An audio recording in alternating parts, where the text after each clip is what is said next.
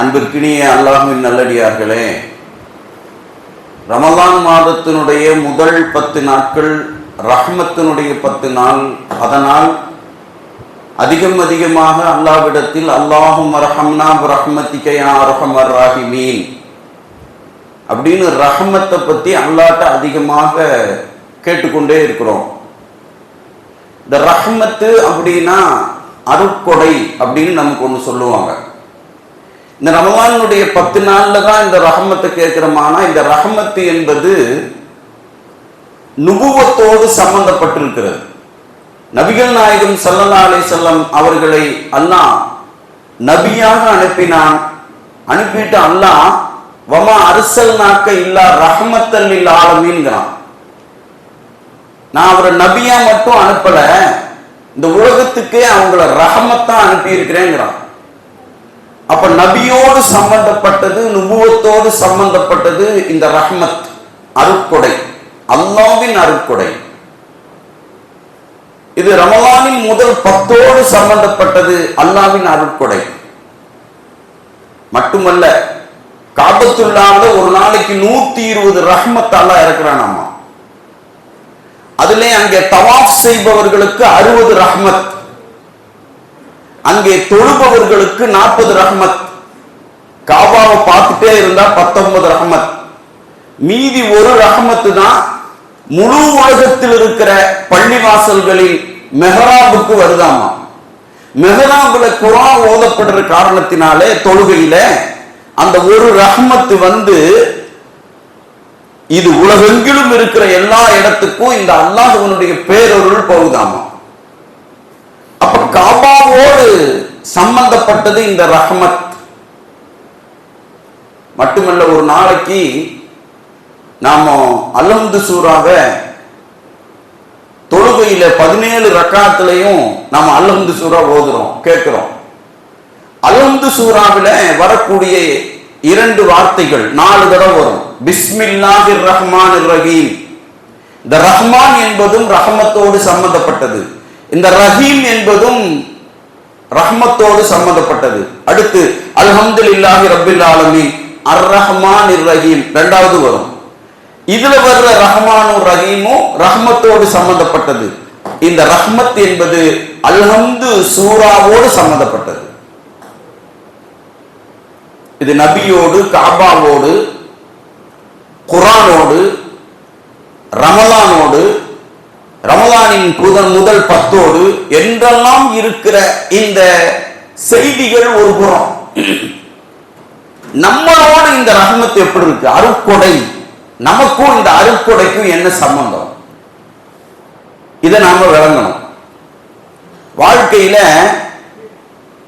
நாம சொல்லப்படும் உங்களை நீங்கள் விளங்கினால் உங்கள் அல்லாஹ்வை வணங்குவீங்க. தன்னை அறிந்தவனே தன் ரப்பை அறிய முடியும். இப்ப நாம எல்லாம் விளங்கி வச்சிருக்கோம், நம்மளை படைச்சது அல்லாஹ். யாருங்க? அல்லாஹ் தான் நம்மளை படைச்சான், நாமளா படைச்சு வரல. இல்ல, நம்மை படைத்தவன் அவன். அவன் படைச்சும் போட்டு அல்லாஹ் என்ன சொல்றான், நான் உன்னை எப்படி படைச்சிருக்கேன்னு நீ சிந்திச்சு பாருங்கிறான். எனது அருட்கொடை ரஹ்மத் என்பது எல்லா இடத்திலையும் நீங்க தேடி பார்க்க வேண்டாம். என் அருட்கொடையின் அதிசயம், என் அருட்கொடையின் ஆச்சரியம், என் அருட்கொடையின் அற்புதம் உலகத்தில் எங்கெங்கோ தேடிக்கொண்டிருக்க வேண்டாம். உங்களின் அறிவை கொண்டு உன்னை நீங்க பாருங்க அப்படின்னு அல்லாஹ் குர்ஆன்ல சொல்றாங்க. என் ரஹ்மத்தை நீங்கள் காண வேண்டும் என்று சொன்னால் உங்கள் உடம்பை பாருங்கள், எனது ரஹ்மத் உங்களுக்கு வழங்கும். வஃபி அன்ஃபுசிக்கும் அஃபலா துப்சிரூன். உங்களின் உடலை பாருங்கள் அப்படின்னு அல்லாஹ் சொல்றான். உங்க உடம்பை நீங்க பாருங்க, நான் எப்படி எல்லாம் படைச்சிருக்கிறேன். உலகத்தில் இருக்கிற எல்லா ஆச்சரியங்களை விட பேர் ஆச்சரியம் அல்லாஹ்வின் ரஹ்மத். ஒவ்வொரு மனிதனின் உடல் மண்ணுல படைக்கிறதுக்கு முன்னாடி இந்த மண்ணோடும் இந்த மனித உடலை அப்படியே அல்லாஹ் ஒப்பிட்டு படைச்சு வச்சிருக்கான். இந்த வஃபி அன்ஃபுசிக்கும் அஃபலா துப்சிரூன் என்கின்ற வசனத்தை ஒவ்வொரு நமது உடல் சார்ந்திருக்கிற செயல்களோடு ஒப்பிட்டு ஒப்பிட்டு பார்த்தால் இந்த வஃபி அன்ஃபுசிக்கும் அஃபலா துப்சிரூன் என்கின்ற வசனம் நமது உடலின் ஒவ்வொரு உறுப்புகளை சிந்திப்பதற்கான தஃசீர், விளக்க உரை. அதனாலதான் சொல்லுவாங்க, அல்லாஹ்வுடைய ரஹ்மத்தை நம்மள பார்க்கணும். எல்லாம் அறிவியலும் இஸ்லாமும் அறிவியலும் குர்ஆனும் என்றெல்லாம் பல்வேறு செய்திகளை பேசுகிற எல்லோரும் அவசியம் சொல்கிற ஒரு விஷயம் இருக்கிறது. நினைவு தெரிந்த நாளிலிருந்து அதை கேட்டுக்கொண்டே இருந்தோம். கடல்.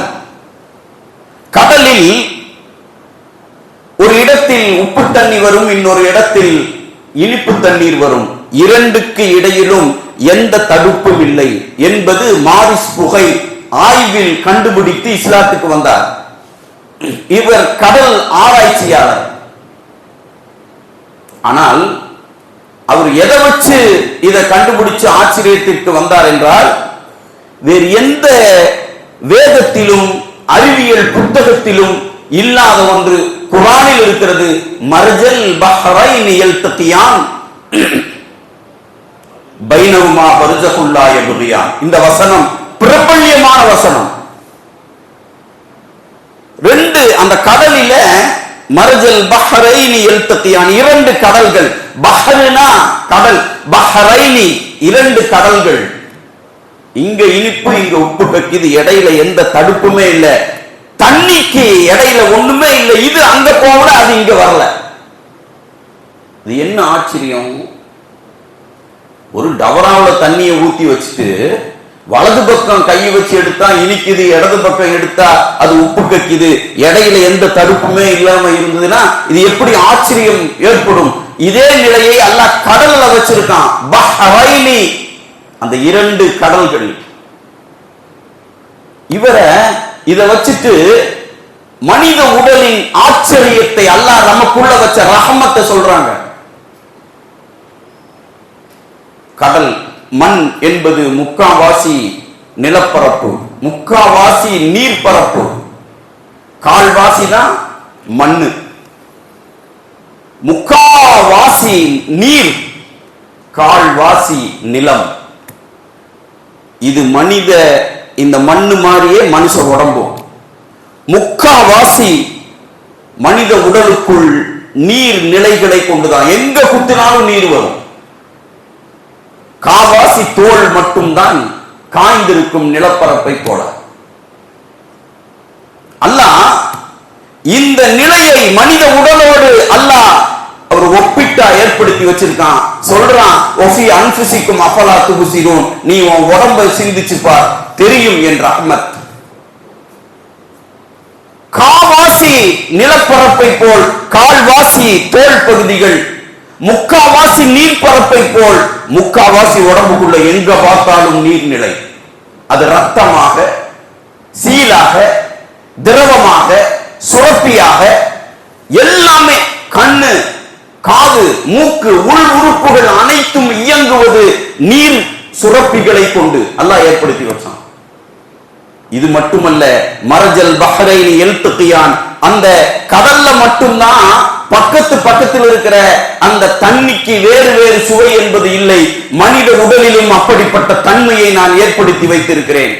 மர்ஜல் பஹ்ரைன் யல்தகியான் என்பது கடலில் மட்டுமல்ல, மனித உடலில் இருக்கிறது. அல்லாஹ்வின் ரஹ்மத் அங்கே உங்களுக்கு தெரியும். எப்படி? தொண்டக்குழி ஒரே சதை, இந்த இடத்துல இருந்து வருகிறது நாக்குக்கு வந்து உமிழ் நீராய் வருகிறது, அங்கிருந்து வருவது மூக்குக்கு போய் மூக்குச்சளியா வருது. ஒரே சதை, ஒரு சதையிலிருந்து உருவாகுகிற இரண்டு நீர் நிலைகள், ஒன்று நாக்குக்கு ஒன்று மூக்குக்கு, ரெண்டும் வேறு வேறு சுவையோடு வருகிறது. கடலில் மட்டுமா இறைவன் அற்புதத்தை வைத்தான்? மனிதா, உன் உடலில், உன் தொண்டைக்குழி சதையில் நான் வைத்திருக்கிறேன் ஆச்சரியம், என் அருட்கொடை. இது ரஹ்மத். நான் படைத்திருப்பது எப்படி? அஷ்ரஃபுல் மக்லூகாத், மிக உயர்ந்த படைப்பாக உன்னை படைத்தேன். அந்த உன்னதமான படைப்புக்கு உள்ளே இவ்வளவு பெரிய ரஹ்மத்தை நான் உள்ளடக்கி வைத்திருக்கிறேன். கடலில் பார்ப்பதை போல் உன் உடலிலும் பார். இதுதான் வஃபி அன்ஃபுசிக்கும் அஃபலா துப்சிரூன், தஃசீர் நம்ம உடம்பு. இது மட்டுமா? ஒவ்வொன்றையும் அல்லாஹ் வச்சான். மூக்கு 2 துவாரங்களோடு சுவாசிக்கிறது. இன்னைக்கு இந்த சுவாசத்துக்கு நாம சுவாசிச்சு வாழ்ந்து மரணித்து போயிடுறோம். ஆனா அந்த சுவாசம் என்பதற்கு பெயர் வைத்திருக்கிறார்கள். வலது புறமும் வலது ஓட்டையும் ஒரே நேரத்தில் வேலை செய்வதில்லை. ஒரு ஓட்டை 100% சர்க்குலேஷன்ல இருந்தா இன்னொரு ஓட்டை கொஞ்சம் கம்மியா, இடது 100% சர்க்குலேஷன் ஆகிற போது வலது சற்று கம்மியாக, முழுமையான நிலையில் வலது துவாரம் வேலை செய்வதற்கு பெயர் சூரிய சுவாசம். முழுமையான முறையில் இடது துவாரம் வேலை செய்வதற்கு பெயர் சந்திர சுவாசம். ஒரே நேரத்தில் ஒரே டெம்பரேச்சரோட 2 மூக்கு துவாரத்திலும் காற்று உள்போவதும் இல்லை, வெளிவருவதும் இல்லை. ஆய்வு சொல்கிறது, நாம் இழுத்துக் கொண்டு இருக்கிற இந்த மூச்சு துவாரத்தின் உட்பொருளில் இறைவன் வைத்த அற்புதம் மனித உடலில் காட்டப்படுகிற ரஹ்மத். ரஹ்மத்தை எங்க எல்லாம் தொழாவுறது. அல்லாஹ் கருவுல நம்ம உடம்பு உருவாக்குற போது எல்லா உறுப்புகளும் உருவாக்கப்பட்டு முதல்ல 2 உறுப்புகளுக்கு முழுமையான செயல்திறன் கொடுக்கப்படும். ஒன்று கண்ணு, மற்றொன்று காது. கண்ணுக்கும் காதுக்கும் அல்லாஹ் அந்த செயல்திறனை கொடுப்பான். மனிதன் மரணித்ததற்கு பிறகு கடைசியா செயலிழக்கிற உறுப்புகளும் இது 2 தான். முதலில் செயலாக்கம் பெறுகிற உறுப்புகளும் இது, கடைசியில் செயல் இழக்கும் உறுப்புகளும் இது. அதனாலதான் மரணித்த மனிதன் கடைசியா கண் தானம் செய்யறதுக்கு 24 மணி நேரத்துக்குள்ள நாடி நரம்பு அத்தனைய அடங்கி ஒடுங்கி செத்து போய் கிடக்கிற மனிதன் 24 மணி நேரங்களுக்கு உள்ள வந்து அவனுடைய கண்ணை எடுத்துட்டு போய் அடுத்தவங்களுக்கு வைக்கலாம். கருவில் உருவாகிற முதல் கண், கடைசியா செயலிழப்பதும் இந்த கண். கருவில் சப்தம் கேட்குகிற இந்த செவித்திறன் அவன் மௌத்தான போனதுக்கு அப்புறம் கடைசியா அவன் ரூஹு அடங்கினதற்கு பிறகும் இது கேட்குமாமா. நபிகள் நாயகம் ஸல்லல்லாஹு அலைஹி வஸல்லம் சொன்னார்கள், எதுவரை கேட்கும் இந்த காதின் சக்தி? கபர்ல கொண்டு போய் வச்சு அடக்கிட்டு திரும்பி வருகிற போது மக்களின் செருப்பு காலடி சத்தம் கபருக்குள்ள இருக்கிறவங்களுக்கு கேட்கும். கருவில் உருவான முதல் 2 உறுப்புகள், கடைசியில் செயலிழக்குகிற 2 உறுப்புகள். சிந்திச்சு பார், நான் இதை வச்சிருக்கேன், என்னுடைய ரஹ்மத், என் ஆச்சரியம், என் அருட்கொடை, எனது அதிசயம், உலகத்தில் உன் உடல். அல்லாஹ் வச்சான். உலகத்தில் கறி சாப்பிடுறோம், மீன் சாப்பிடுறோம், என்னென்னமெல்லாம் சாப்பிடுறோம், எல்லாம் சாப்பிடுகிறோம். சாப்பிடும் அத்தனை பொருள்களையும் உள்ளுக்குள் உள்ள அப்படியே சாப்பிடும். எலும்பு அவ்வளவு நெருப்புல போட்டு வேக வச்சாலும் கரையாத எலும்பு துண்டு. மீன் முள்ளு சாப்பிட்டு உள்ள போயிடுச்சு, தொண்டையில சிக்கிச்சு உள்ள போயிடுச்சு. அந்த எலும்பாகட்டும் முள்ளாகட்டும் இந்த மாதிரி திடப்பொருள்கள் எதுவாக இருக்கட்டும், உணவு சார்ந்திருக்கிற எப்படிப்பட்ட பொருளையும் உள்ளுக்குள்ள போனதுமே ஒன்று அப்படியே பஸ்பமாக்கி ஜீரணம் செய்து அதை கழிவாக ஆக்கிவிடக்கூடிய ஒரு திரவத்தை இறைவன் பசிக்கிறதுக்கு ஒரு நீர் சுரப்பி உள்ள போனதுமே அதை பஸ்பமாக்கி ஜீரணம் ஆக்குவதற்கு ஒன்று. இன்னைக்கு சாப்பிட்டு முடிச்சதுக்கு அப்புறம் அந்த கூல்ட்ரிங்க்ஸ் கொடுக்கணும், இந்த கூல்ட்ரிங்க்ஸ் குடிக்கணும், இந்த ஜீரண தண்ணி குடிக்கணும், இஞ்சியை சாப்பிடணும், எல்லாம் செய்யறோம். ஆனா அல்லாஹ் இது எல்லாத்துக்கும் மேல பிறந்தது முதல் மரணிக்கும் வரை வயிற்றுக்குள் போகிற எல்லா உணவுப் பொருள்களையும் ஜீரணம் செய்வதற்கு ஒரு சுரப்பியை ஏற்படுத்தி வச்சான். இன்றைய ஆய்வுகள் சொல்கிறது அந்த சுரப்பியின் பவர் என்ன தெரியுமா? அந்த சுரப்பியை கையில தொட முடியாது. உடலியல் வல்லுநர்கள் மருத்துவர்கள் சொல்கிறார்கள் அந்த பஸ்பமாக்குற அந்த சுரப்பி கையில தொட முடியாது. ஏனென்றால் அது திராவகம், ஆசிட்டுக்கு பவரானது. ஒரு மரத்தை வீழ்த்தணும்னா சுத்தி ஆசிட் ஊத்திட்டு கொஞ்ச நாள் கழிச்சு மரத்தை தட்டிட்டா மரம் வீழ்ந்துடும். இந்த ஆசிட் பவரை போல ஒரு பவர்ஃபுல்லான ஒரு நீர் திரவம் வயிற்றுக்குள் குடலுக்குள் சுரக்கிறது. அந்த சுரக்கிற இதுதான் நம்ம எத்தனை சாப்பிட்டாலும் அப்படி பசுமாக்கிறது. ஒஃபி அன்புசிக்கும் அஃபலா துப்சிரூன். பிறந்தது முதல் பசிக்கிறது, பசித்த காரணத்தில் சாப்பிடுகிறோம், சாப்பிட்டவைகள் கழிவாக வெளியே வருகிறது. இதற்கு நான் ஒரு நீர்நிலையை சுரப்பியை உருவாக்கி வைத்தேன். உனக்கு தெரியாது என் அற்புதத்தை, என் ரஹ்மத்தை நீ விளங்கிக் கொள்வதற்கு உன்னை பார், உன் உடலை பார். இது மட்டுமல்ல, உலகத்தில் எத்தனை கோடி மக்கள், எல்லா மக்களுக்கும் கையிலே ரேகை உண்டு. இறைவன் வைத்தான். எல்லா மனிதர்களின் கட்டை விரல் ரேகை மட்டும் வித்தியாசமானது. 5 விரல்ல இந்த 4 விரலை விட இந்த கட்டை விரல் ரேகை மட்டும்தான் வித்தியாசமானது. முகங்களின் சாயல்கள் எப்படி வித்தியாசப்படுகிறதோ அதேபோல் கட்டை விரலின் ரேகைகள், உலகத்தில் எத்தனை கோடி மக்கள் இருந்தாலும் அத்தனை கோடி பேர்களுடைய ரேகைகள் வித்தியாசமாகவே இருக்கும், ஒரே மாதிரி இருக்காது. அதனாலதான் கையெழுத்தை விட கை நாட்டுக்கு இன்னைக்கும் மதிப்பு இருக்கு. கைரேகை நிபுணத்துவம் இருக்கிறது. குற்றவியலிலே கண்டுபிடிப்பதற்கு இந்த பெருவிரல் ரேகை தான் ரொம்ப முக்கியம். உலகத்தில் எழுத்தறிவுகள், டிஜிட்டல் யுகம் எவ்வளவு பெரிய உச்சத்தை தொட்டாலும் கட்டை விரல் ரேகைக்கு இருக்கிற மதிப்பு முக்கியமானது. காரணம், ஒரு மனிதனின் கட்டை பெருவிரலினுடைய ரேகை என்பது ஒரு மாதிரியே இருக்காது. எத்தனை கோடி மனிதன் பிறந்தாலும் கியாமத்து வரைக்கும் கட்டை விரல் ரேகை மட்டும் தனித்துவத்தோடு இருக்கும். வஃபி அன்ஃபுசிக்கும் அஃபலா துப்சிரூன். மனிதா, உன்னை பார், நான் எப்படி உன்னை அருட்கொடையாக படைத்திருக்கிறேன் என்பது தெரியும். அப்போ இஸ்லாத்தை, அல்லாஹ்வ, ரசூல நாம் நம்மோடு இப்படி இணைத்து பார்க்கிற போதுதான் நமக்கு ஆச்சரியம் தெரிகிறது.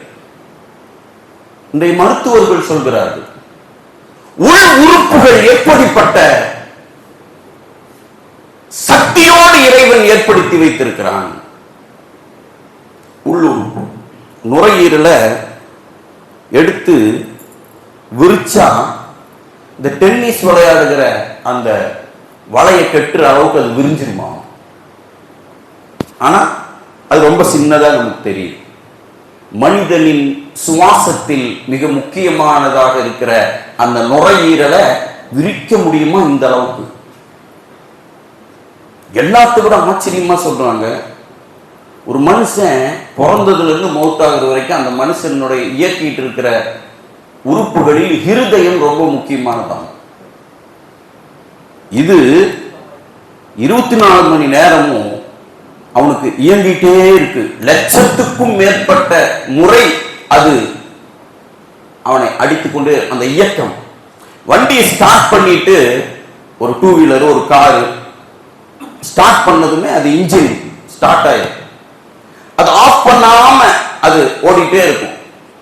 எங்க நம்ம நிறுத்துறோமோ அங்க நின்றுடும். ஆனா அல்லாஹ் கருவறையில இந்த இன்ஜினை ஸ்டார்ட் பண்ணா, ஸ்டார்ட் பண்ணி லேப்டாப் லேப்டாப் லேப்டாப் அடிச்சுட்டே இருக்கு. இந்த இன்ஜின் எப்பவுமே நிக்கல.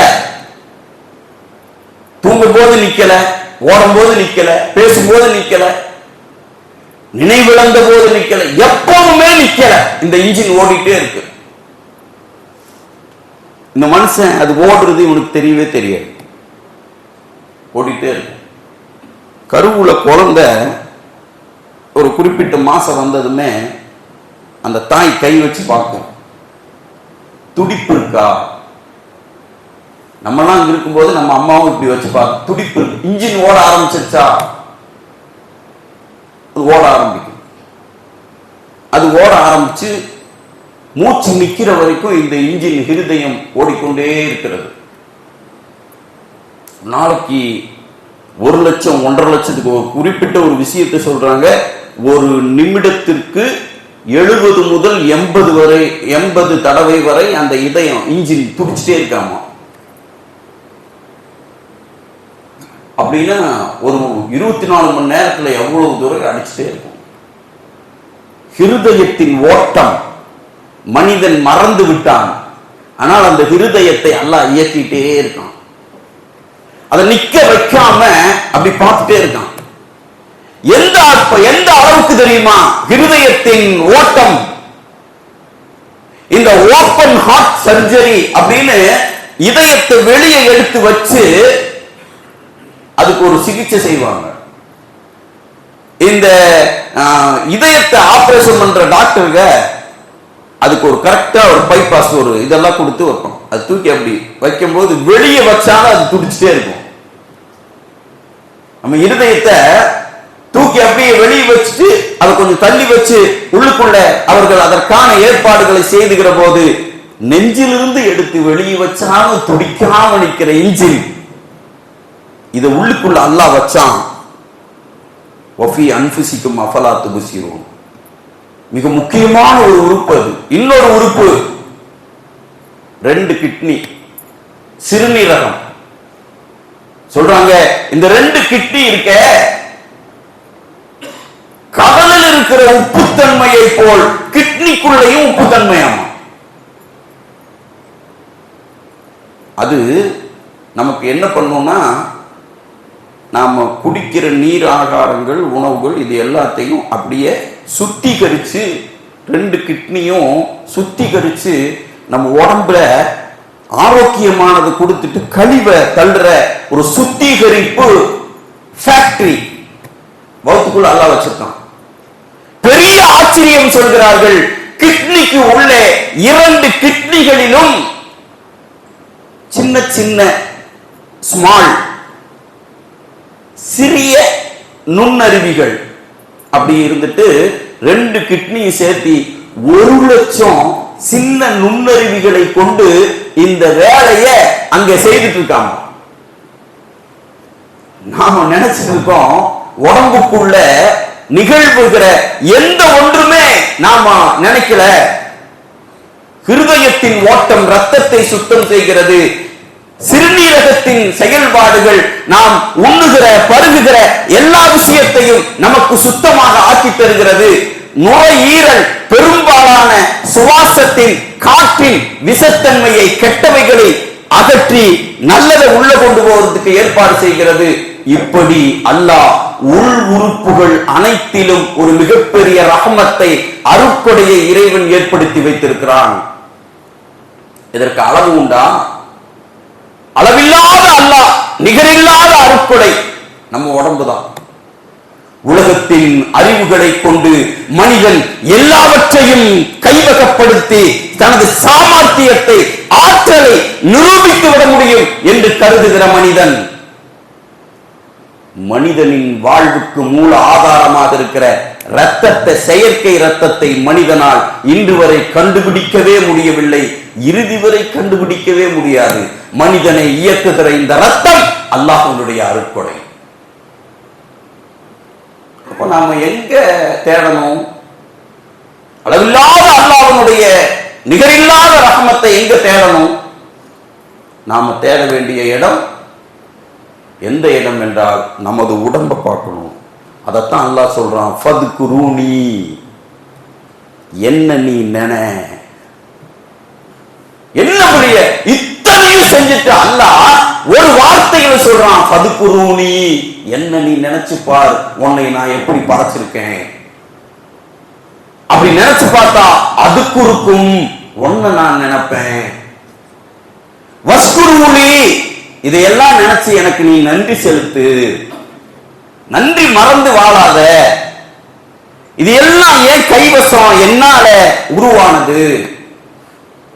வலாம் தக்ஃபுரூன், இதையெல்லாம் மறந்துட்டு நீ மாறு செஞ்சு போயிடாத. ஏன்னா உன் உடம்பே என் அருட்கொடைகளில், எனது ரஹமத்துகளில் மாபெரும் அத்தாட்சி. மனிதா, உனது உடல்.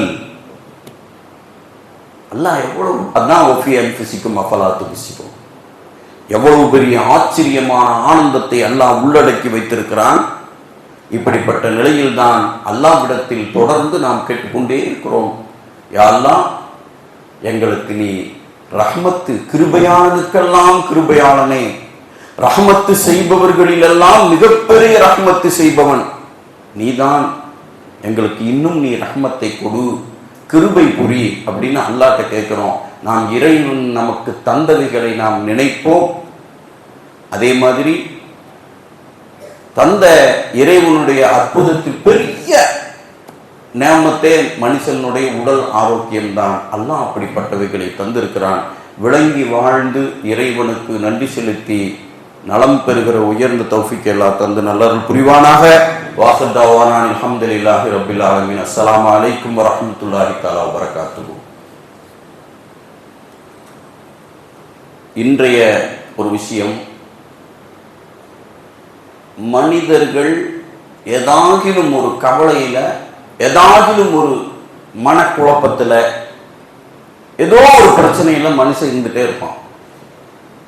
கவலை இல்லாத, பிரச்சனை இல்லாத, சஞ்சலம் இல்லாத மனுஷன் இருக்கவே இருக்கு.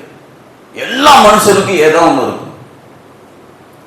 இப்போ இது ஏதாவது தீரணும், தீர்ந்தா தான் கொஞ்சம் ராகத், மன ராகத்து கிடைக்கும். அப்ப அல்லாஹ் நபிகள் நாயகம் ஸல்லல்லாஹு அலைஹி வஸல்லம் சொன்னார்கள், தீராத கவலை, தீராத பிரச்சனை, மன நிம்மதி, உங்களுக்கு ஒரு ராகத்து கிடைக்கணும்னா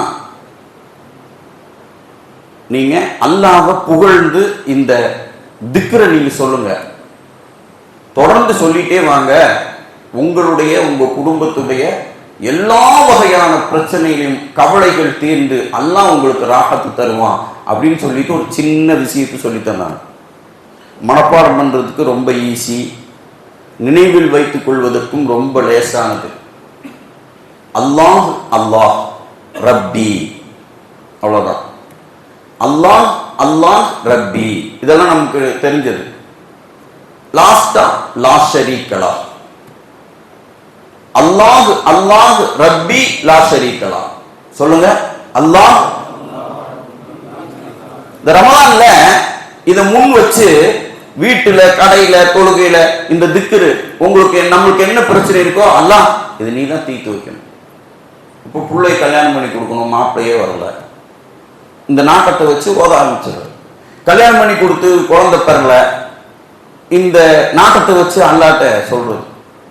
தொழில பிரச்சனை, வியாபார பிரச்சனை, கணவன் மனைவி சார்ந்த ஒரு மனக்கசப்பு, அண்ணன் தம்பிகளுக்குள்ள ஒரு மனக்கசப்பு, நாம எது ஈடுபட்டாலும் ஒரு பெரிய ஒரு சங்கடம், கடன் பிரச்சனை இருக்கு, பையனோட படிப்புல எல்லாத்துக்கும் ஏதோ ஒன்று இருக்கும். பணம் இருக்கிறவங்களுக்கு வேற பிரச்சனை, பணம் இல்லாதவங்களுக்கு வேற பிரச்சனை. எல்லாத்துக்கும் தீர்வு நம்ம இவ்வளவு ஆச்சரிய அதிசயத்தோட படைச்சிருக்கிற அல்லாஹ், அவன் தான் இந்த மனசுக்குள்ள ஒன்ன வச்சான், எண்ணம் ஒன்றை வைத்தான். அந்த எண்ணத்தில் இன்பமும் துன்பமும் கவலையும் சந்தோஷம் எல்லாத்தையும் அவன் வச்சிருக்கான். இப்போ ஒண்ணு சொல்ல வேண்டியது, அல்லாஹ் அல்லாஹ் ரப்பி லா ஷரீக லஹ், அல்லாஹ் அல்லாஹ் ரப்பி லா ஷரீக லஹ். இதை ஓதுகிற வழக்கத்தை வைத்துக் கொண்டால் கவலைகள் தீரும், பிரச்சனைகளுக்கு தீர்வு வரும், சந்தோஷம் ராகத்து கிடைக்கும் என நபிகள் நாயகம் ஸல்லல்லாஹு அலைஹி வஸல்லம் அவர்கள் சொல்லி இருக்கிறார்கள். பின்பற்றி நலம் பெறுகிற தௌஃபீக் அல்லாஹ் தருவானாக.